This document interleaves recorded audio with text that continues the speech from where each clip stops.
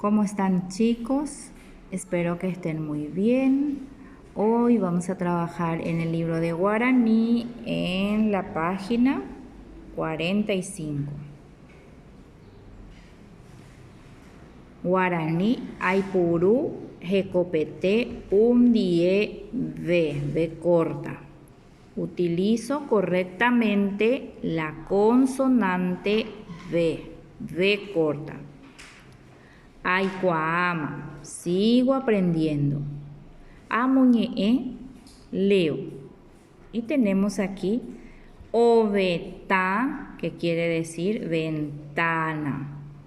Ubotu, que quiere decir flor. Caballo, caballo. Vaca, vaca. Todas estas palabras se escriben con B corta. Dice aquí, me informo. En guaraní se usa solamente la letra V. V corta. La V larga se usa cuando va acompañada de la M. En este caso, MB, que es B. Tenemos aquí el dibujo de un gato. Maracayá. Ustedes se van a fijar M con V, maracayá. Maracayá. Y tenemos también carumbé. Carumbé es tortuga. Tortuga.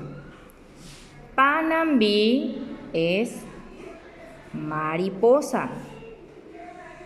Volvemos a ver. Maracayá, M con la V. La V larga se usa solo cuando va acompañado de la M. Carumbé, Panambí. Luego en la siguiente página dice Amoimba, completo. Y tenemos una guitarra. Guitarra en guaraní decimos baracá. Entonces acá va a decir, van a poner ba. Luego, abatí, el maíz.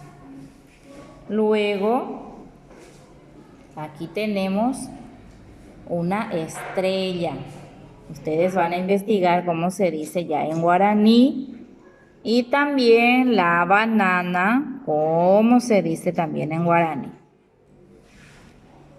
Dice, ajaí, bojapú, ñe'e, ohuerecoba, taíve. Escribo 3 palabras con B corta. Y tienen aquí 3 espacios. La tarea es hasta allí. Voy a estar enviando más tareas de la pizarra.